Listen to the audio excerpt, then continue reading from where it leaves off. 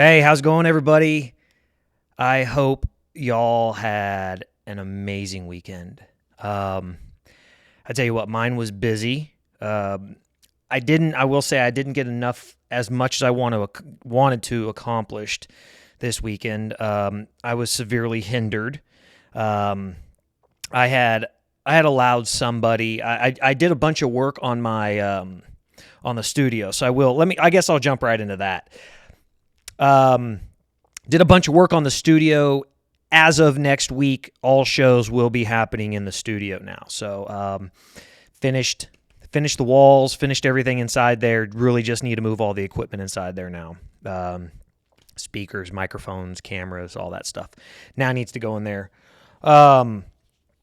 But I had intended actually to have everything done Saturday and Sunday. Unfortunately, I could only get work done today because I had allowed somebody to actually borrow my tools.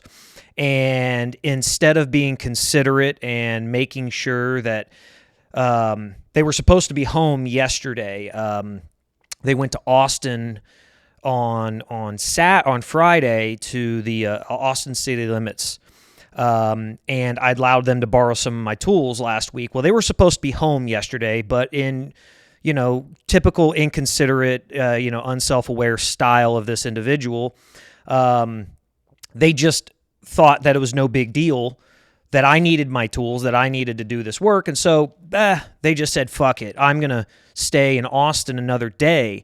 And not only that, they didn't even come home on Sunday like in a reasonable time. Instead of like leaving early so that they could again, maybe make up for being just a little bit inconsiderate and selfish. They wake up late and don't even get back to their house till like 1:30 in the afternoon. And so that leaves me, like 4 hours, 5 hours worth of time to be able to do a lot of this stuff that I could have really done over a 2-day period. But I guess really not. I shouldn't be surprised by it. Kind of saw the writing on the wall with this individual, and just kind of sucks that that I lost my time there, just not being able to finish everything up. But here nor there, I was able to get a bunch done. So over the next few days, I will finish everything up, and starting next week, I will be moving everything into the studio. So very excited about that. Also on Facebook, on the Facebook page, wow, really took off. Like the Facebook page now has 10,673. As of me, I checked it just before I came on and started recording here, was 10,673 followers on the Facebook page. So guess I'm going to have to start doing some lives on there. I guess that's part of the program with Facebook. Once you get to like 10,000 followers there, you got to start doing some lives there. So anyway. So that's a little bit of a celebration. Pretty excited there. So it's October. Me and several of my friends are actually participating in Sober October. It's kind of easy for me because I'm not a drinker. So the only real thing that I'm giving up is smoking hookah. So that's really not that hard. It sucks because it's kind of social. It's something that Fred and I really enjoy doing on the weekends, just kind of sitting there and relaxing and smoking the hookah and talking and just having a good time. So we really, we went all out like the last couple days of September during the week. We normally don't smoke during the week, but just on like maybe Friday or Saturday, every once in a while on a Sunday afternoon. But we went at it like Friday or Wednesday and Thursday night. So I will say that I'm not going to give up caffeine. I drink coffee in the morning. I work a lot of hours, so I'm going to drink caffeine. I'm going to drink my coffee. I do take my pre-workout when I go to the gym, so not giving that up. And as you guys can see, still going to have some of these monsters. Just not gonna that part's not gonna go away. But hey, what I did decide to do is that since all I have to really give up is the hookah, that I'm also going to start cutting back the hours on social media. I think that'll be something that's healthy there. Obviously, I go to the gym quite a bit anyway, and so for me, it's not that big of a deal. I go, the point of Sober October is to give up your vices.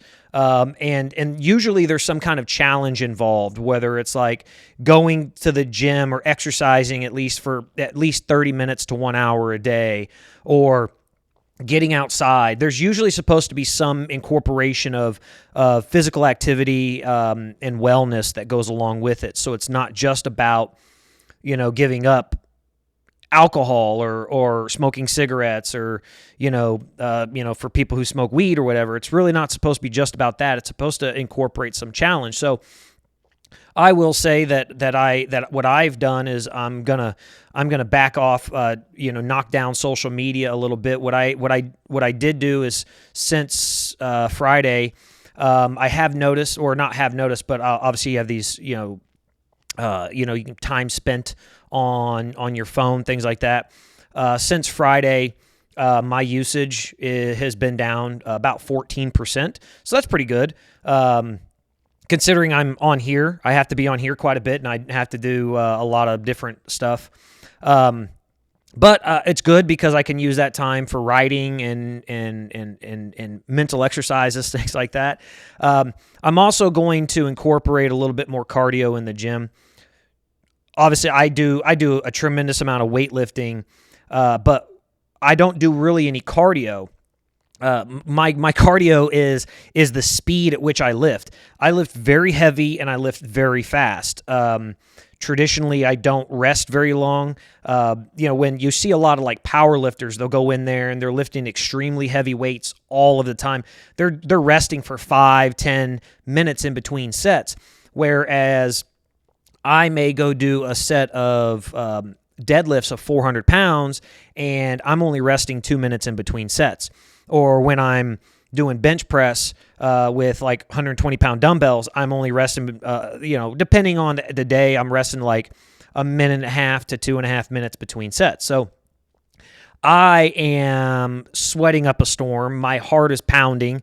It's as if I'm doing cardio. And so what I'm going to do is incorporate a little bit more cardio into this month of exercises. Maybe knock one exercise, one thing out of the weightlifting every single day, and incorporate that 10 to 15 minutes on, like, I don't know, on the elliptical or the Stairmaster. Like today, I went in and I did like some active recovery work where I really just worked on my hamstrings. A lot of people, they completely forget that you've got these things on the back sides of your legs that do like 50% of the work when you're doing things like deadlifts and squats. Technically, deadlift is listed as a hamstring type exercise. What's kind of weird is your hamstring is kind of like if you think of things in the forms of push and pull, you think of exercises in the forms of push and pull. Hamstrings are kind of like your pull muscle, and in your quads are like your push muscles. So when you're squatting, when you go to do a squat, you're lowering down, and yeah, your legs, your quads are really holding on to that, but your hamstrings on the backside, they're helping you lower down. That's actually what's holding you, is going down is your hamstrings. And then when you're pushing back up, that's almost all quad. When you go to do deadlift, it's when you're going to stand up, it's like 80% hamstring. It's not a whole lot of your quad. It's a lot of calf, stuff like that, but it's like 80% is your hamstring. So like today, what I did was just some active recovery stuff, nothing really heavy, just lots of sets, high reps, low rest in between. And then I ended up walking on the Stairmaster for like 15 minutes, just, getting my heart rate moving and sweating and everything. So anyway, that's what I'm incorporating into Sober October. Be curious to hear what you guys are doing. I did put a survey out there on Saturday on my Facebook and Instagram pages, and it was interesting to me. I put out there, I said, today is the first official day of Sober October. Granted, Friday was, it sucked because Friday was the first, but we had already planned an outing with a bunch of friends, and we'd already planned on smoking hookah. So that had been in the works for a couple weeks, and that was the only day that some people could come meet us. So we failed on the very first day, October 1st, we failed, but come the second, which was Saturday, that we consider the official day. So at least we're getting 30 days in there. And I put it out there, and it was it was funny because on Facebook it was like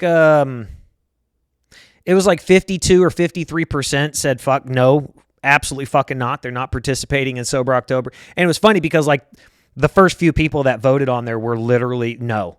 And I get it. I mean, people are gonna, people enjoy having a drink, which is cool. I mean, you're an adult, you do whatever the fuck you want to do. But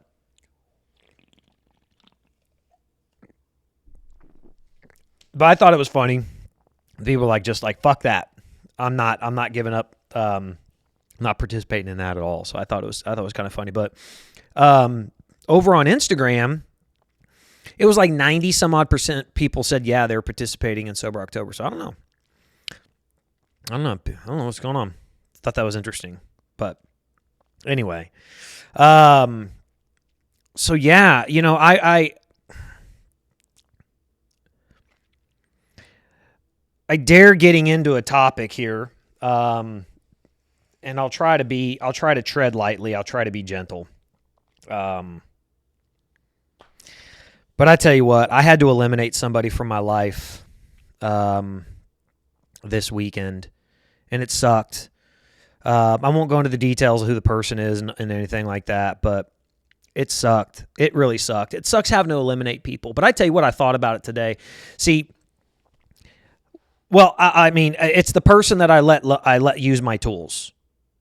I had to eliminate them because it was clear to me.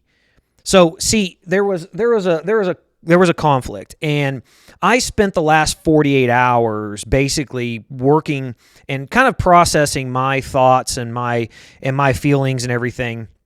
And this other person spent 48 hours getting fucked up and partying and wanting, basically to defer all responsibility for their actions. As if I hadn't made it very clear I needed my tools. I mean, I let them borrow like $1,000 worth of fucking tools and other shit.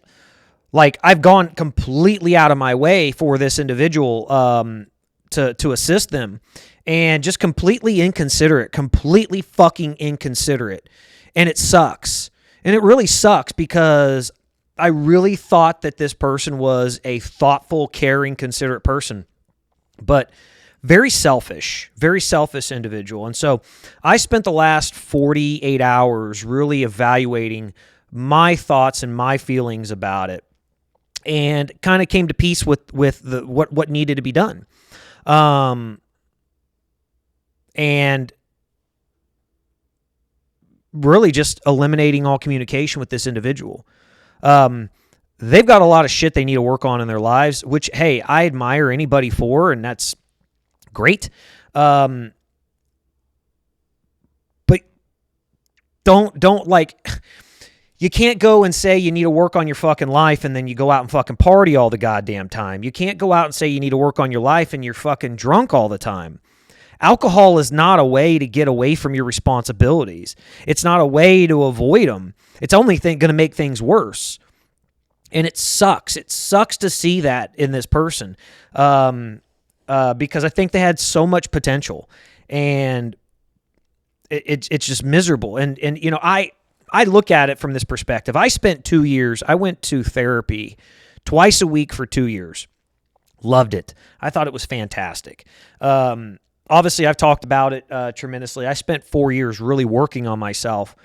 And then when I came home, I knew I needed more. I needed because look, coming home and jumping right into the world and dealing with a bunch of shit, there's kind of a shock value there, and it takes time, and you got to really adjust to stuff, and you're gonna fuck some stuff up. You're gonna get some things wrong, and I really wanted to do life right, and you sit there through these things. You sit there through therapy, and you learn to become very self-aware.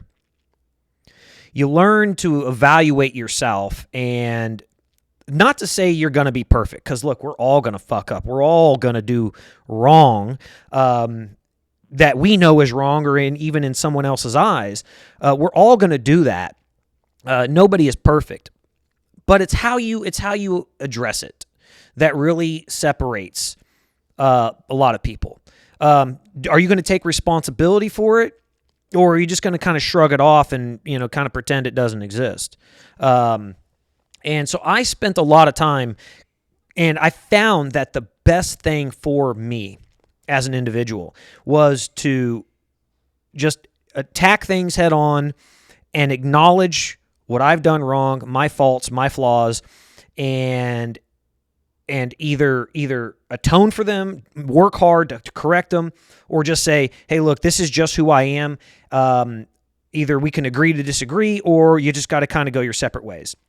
And I'll tell you, like 99.9% of the time, it's I make a change in who I am for the better and usually incorporate a lot of things. It's not like I'm saying I'm just, you know, bending over backwards for everybody, but a lot of times that you find that you can make some slight adjustments in your life that can still accommodate everybody and incorporate, you know, some of these new things. And, you know, of course you can't be everything to everyone, but you can kind of make it to where it's wide enough to where it accommodates enough people. And I've really worked hard to become, be that. Like, worked very fucking hard. And so I'm sitting there watching this person, almost, it sucks. It really sucks. Watching them almost self-destruct. Watching them consume alcohol at an astonishing rate. Like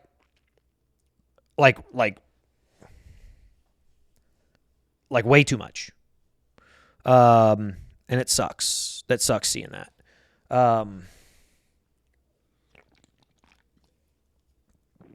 I recognize that because I had a couple alcoholics in my family, and it sucks seeing that. It sucks seeing that.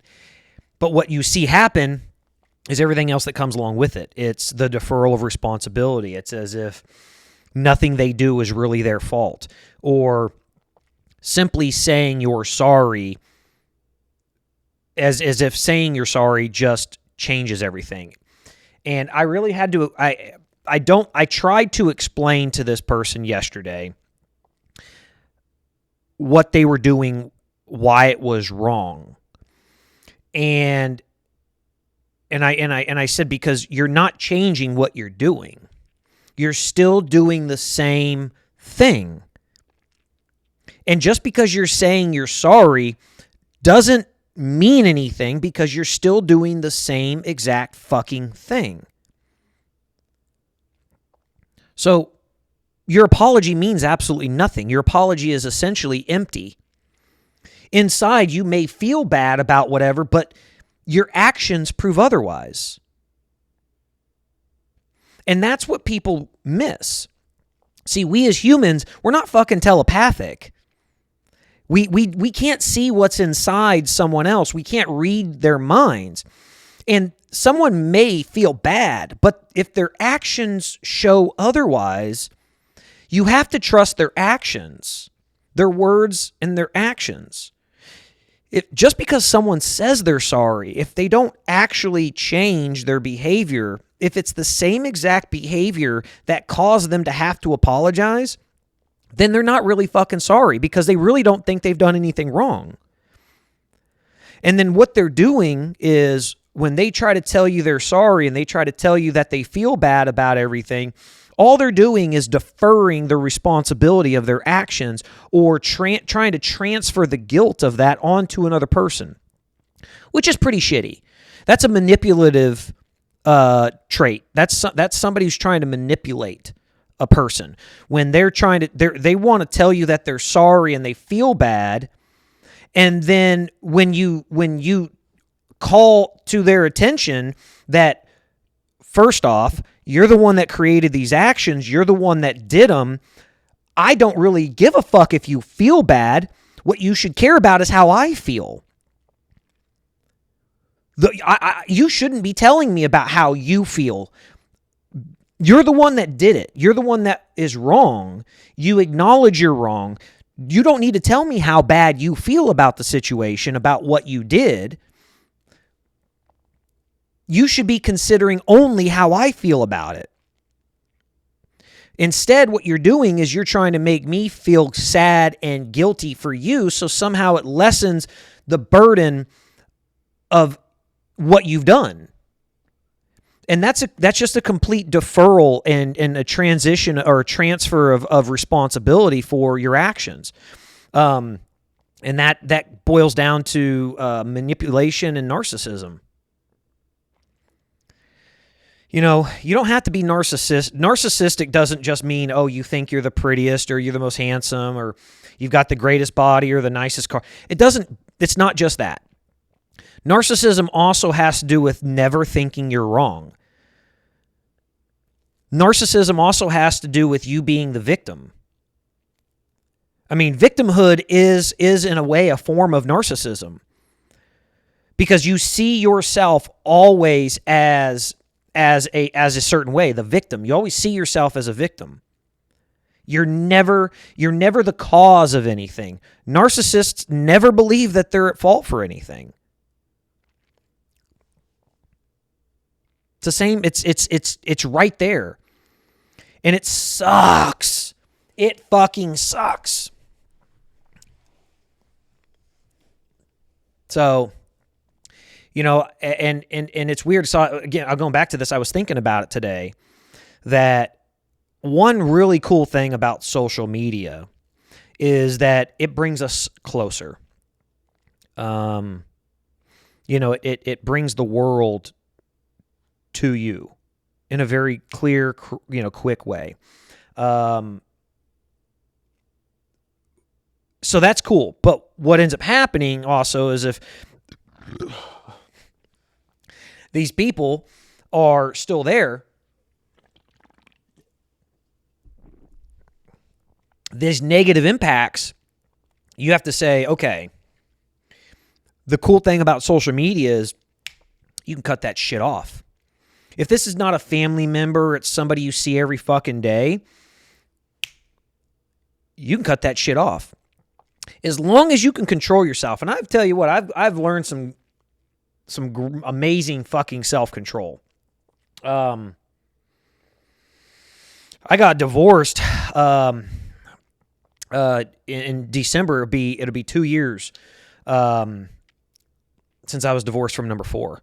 And I will tell you, like, I never reached out to her.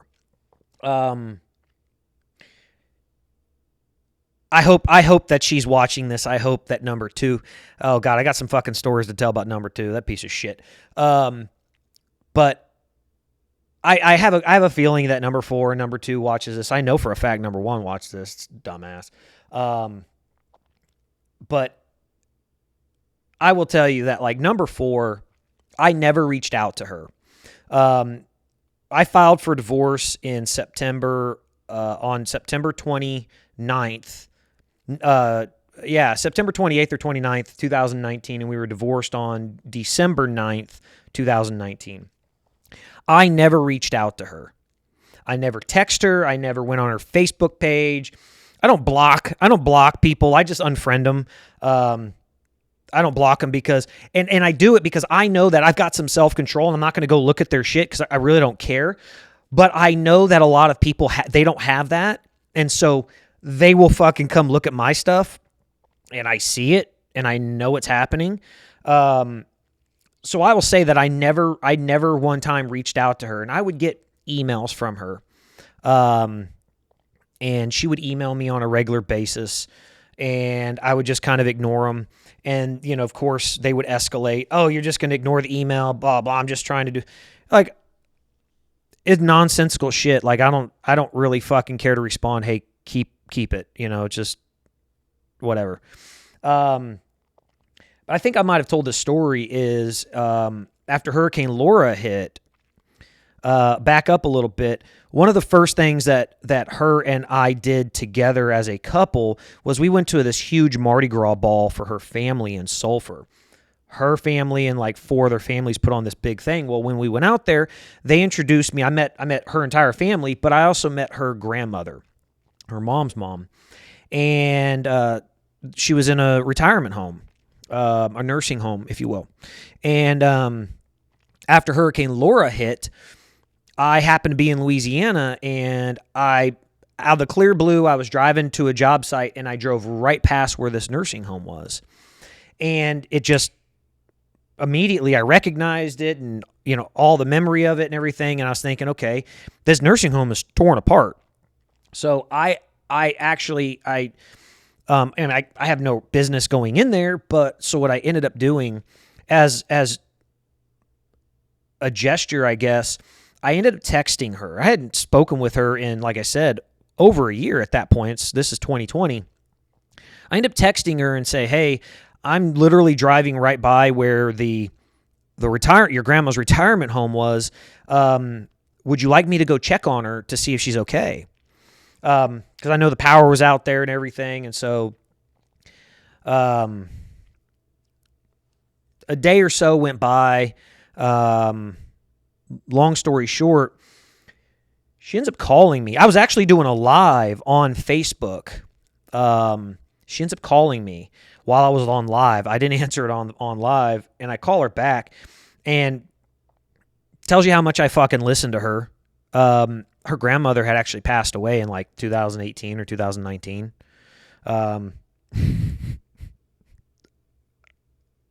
I guess I'm kind of a dickhead there. I really didn't remember, just with everything going on. You know, her and my life was just like a fucking drama, you know, that I completely forgot that her grandmother had passed away. 'Cause I'd only met her one time. So I felt bad, kind of a dickhead, but the thought was genuine. You know, I tried. And then anyway, she kept calling me. This motherfucker kept calling me like 3 or 4 times. And, you know, I would just to be nice, I was texting back and forth with her a little bit. Look, she's now married to the guy she cheated on me with. And I think they just had a kid. But they weren't, when she was calling me, she would call me and get on the phone and she would cry. And she was talking about like how upset she was with me. And this is kind of where I was going with this story. I told her, I said, look, I don't know why you're calling me. I haven't really reached out to you, and I'm sorry that I contacted you the way I did because I completely forgot. Now it's kind of a dickhead thing for me. I said, but if it makes you feel better, I am sorry for everything I have ever said or done that was wrong to you. Anything that I've ever said or done that upset you, I am sorry for. Genuinely, I am sorry for. I take full responsibility for everything I said or did. And I left it at that. I didn't try to qualify it. I didn't try to say, well, hey, I'm sorry, but you did this. No. Full responsibility for everything that I said, everything that I did. I'm going to tell you guys now that I have always taken responsibility for the things I have said and done, but that doesn't mean I was wrong. I'm just apologizing for the fact that I said or did it. It might have hurt somebody's feelings. It does not mean that it was wrong. So the point I was trying to make there is I learned to take full accountability and responsibility for my own actions. And it's nobody else's fault. And if it makes somebody else feel better to acknowledge the pain and hurt you caused them, whether you were justified in doing it or not, if it makes them feel better, hey, what real fucking, skin off your back is it? Like, does it change your fucking day? It actually might make you feel better. But does it really hurt you to acknowledge, to take responsibility for the shit you have done to other people, the things you have said?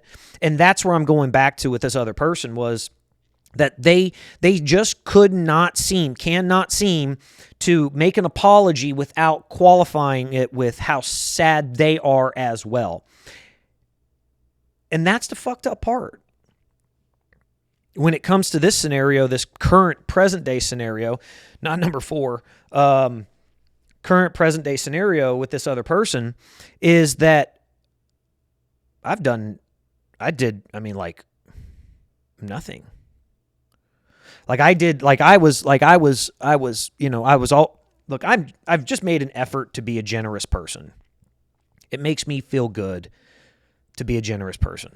I talk about this all the time. Physically showing gratitude for the life that I have, it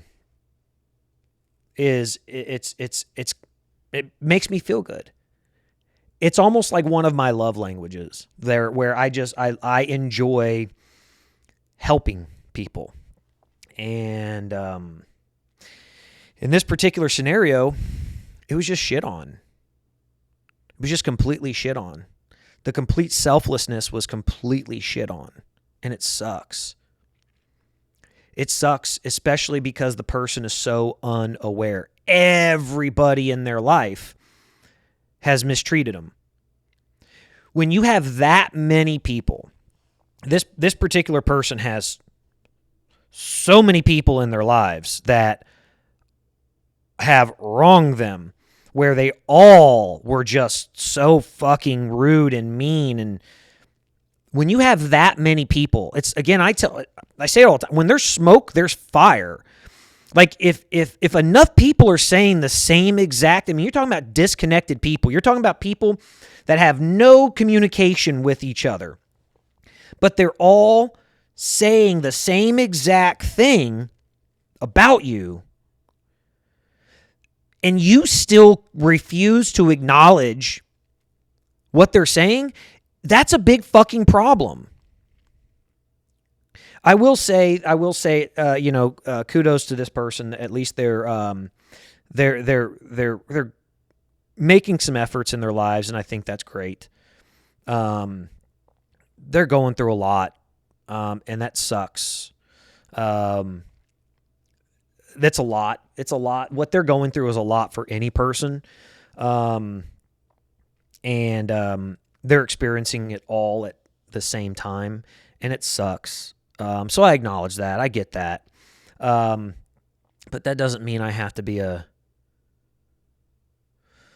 doesn't mean I have to sit there and accept being treated like shit.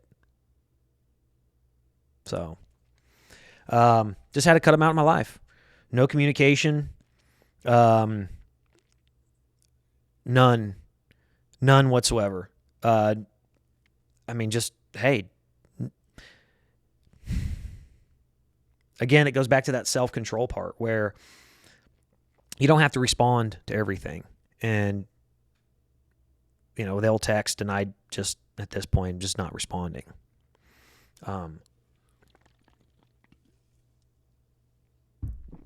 So, anyway, but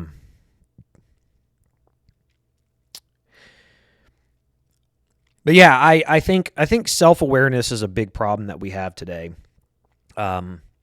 People just don't really, they've not spent the time really truly looking at who they are as a human being.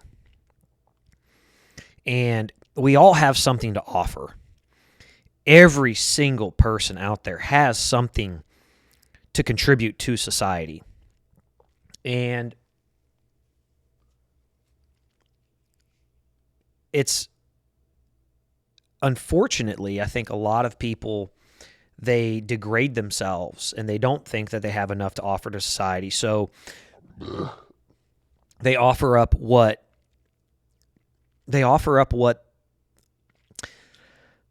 I guess they think somebody else will like in them. And a lot of that, it usually just becomes physical. And people should really sit back and they should think about what they really truly have to offer to society, because it's so much more than. Look, I'll tell you what. Back in the day, I was a hoe. I just, I didn't care. I didn't think that I could contribute a whole lot, and so I was just running around fucking.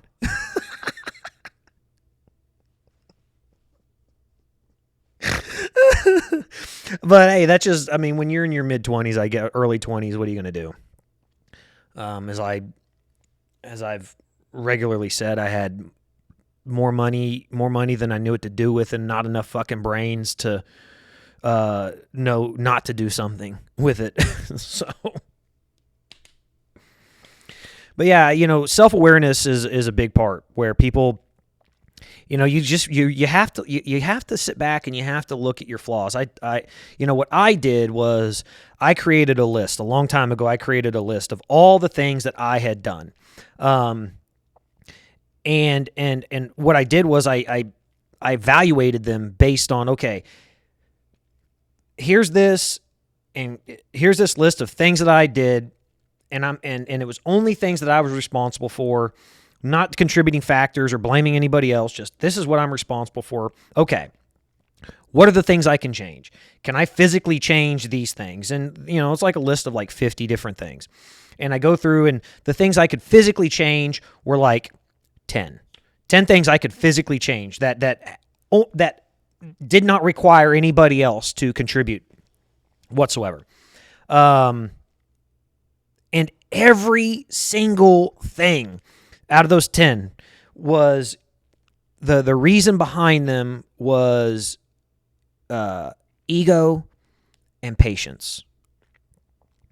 Where I did shit because my ego fucking drove me to do it.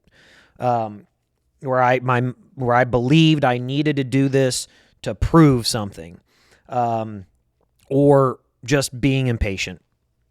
I don't have to go and really explain into that shit because everybody knows about being impatient. And really getting control of those things, really letting my ego go, really letting that out there just to let the ego go, learn to be patient. Oh my God. It opened a whole fucking other world for me. It was so eye-opening to realize that these are the things that contribute to most of my problems. It was so fucking fantastic to draw those things in and recognize them. And it made me more self-aware. When I started paying attention to little things like, okay, if I got upset about something, is it my ego? Or am I, do I deserve to legitimately be upset about something? Is it just me being upset because maybe somebody wronged me? Did it really hurt? Is it really going to change my life? Or is it just ego, where I just don't want to let anybody, win? It was fucking eye-opening, and it made me so self-aware of who I am as a person and who I want to be and how I treat people and how I want to treat people. And really opened up the door for completely selfless acts. And we miss that a lot. A lot of people miss that. Being self-aware leads to being selfless. If you know who you are and the kind of person you are, you know it leads to your ability to do things for other people without the expectation of anything in return. For me, I enjoy being selfless. I enjoy doing things for other people. Like I said, it's almost like a love language for me, and I do it for friends and family. I really enjoy that, but I also have a cutoff point because I'm not going to be abused. I'm not going to have my kindness and everything just, completely trampled on. And so what I do is I just cut it off. Because believe me, there's plenty of people out there that will appreciate the selfless acts. There's plenty of friends and family and individuals out there that would appreciate someone helping them and being selfless. And when someone can't show the appreciation and at least, saying thank you, like I tell this all the time. Showing gratitude is not just about vocalizing it, saying thank you. It's about the physical act. Get out there and fucking do something. Do the physical act of showing gratitude. And that's where this person failed. They would say thank you, but where was the physical fucking gratitude when I said I needed my shit and you chose to drink and you chose to fucking party? And they tell me that they're working on themselves and their value. No, the fuck you're not. You're at a goddamn concert fucking partying it up. You're drinking, getting fucked up. If you hadn't, you would have gotten on the road at like 7 o'clock in the morning and gotten the fuck back so I could get my shit at a reasonable time. You're not working on yourself. You're partying and shit. I can almost promise today, even this person who really, I guess, can't really stand to be alone, which sucks, because I know the feeling, that I can almost promise after I left from picking up my tools today that they probably cracked open a drink. And that sucks. So I hope they find whatever they're looking for, happiness, whatever. That shit. Oh, I don't know. But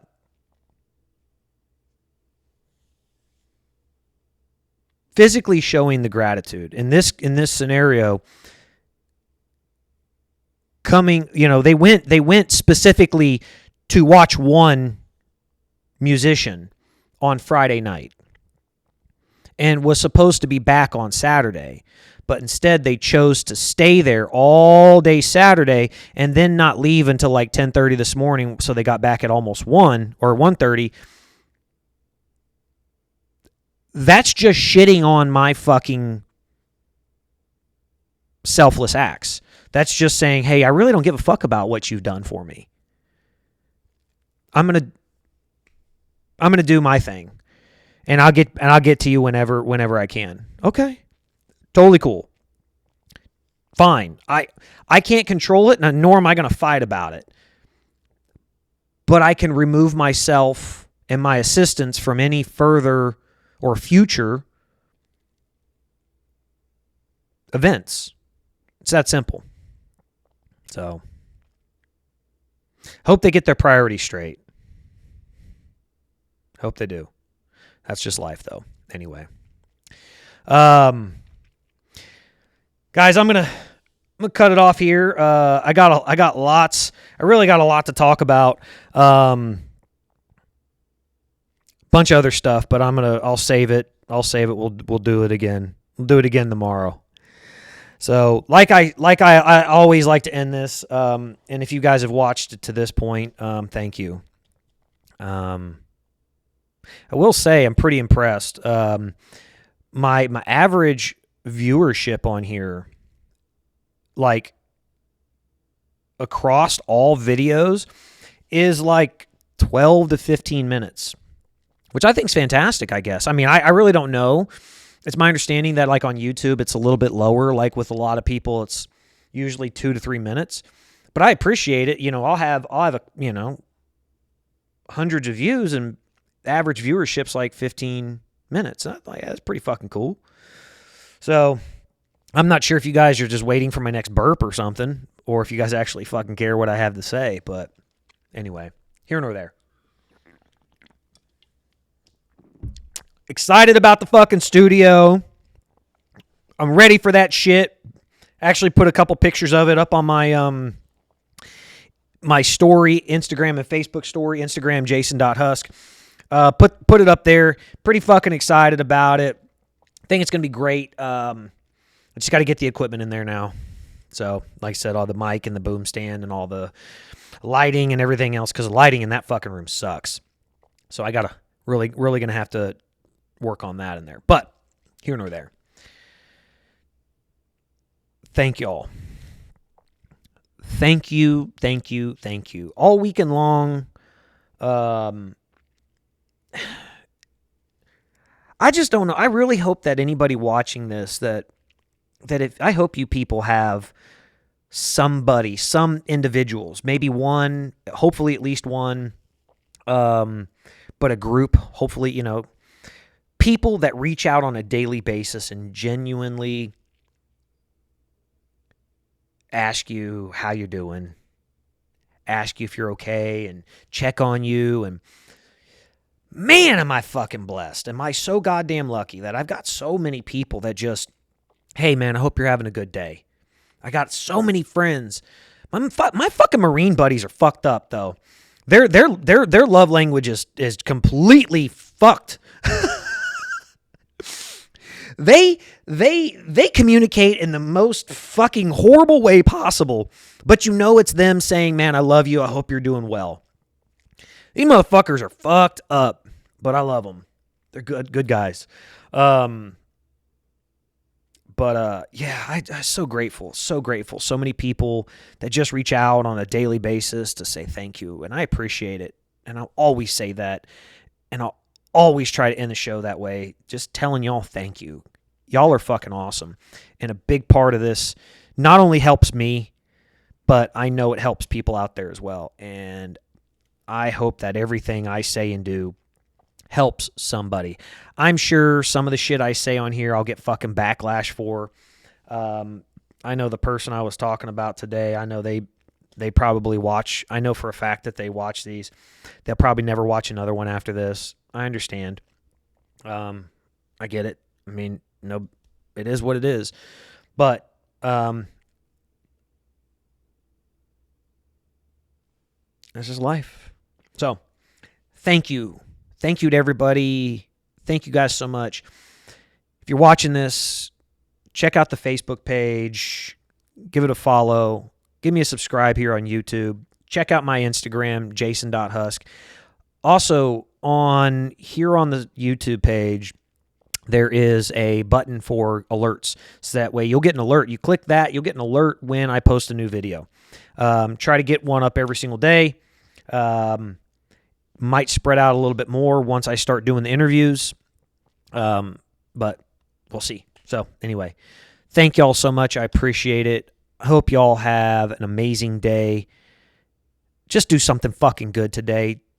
Oh man, just help somebody without the expectation of getting anything back. Just fucking do it. It feels so goddamn good. Because even if, again, you do it without the reward, but you are going to get a reward because it's going to make you feel fucking good. Do something good for somebody today. Help somebody out. Show some gratitude. Don't just say thank you. Physically do something to make somebody else feel better or less bad. So, anyway, thank you guys. I appreciate it. Thank you for everything. And I'll talk to y'all really soon. Bye.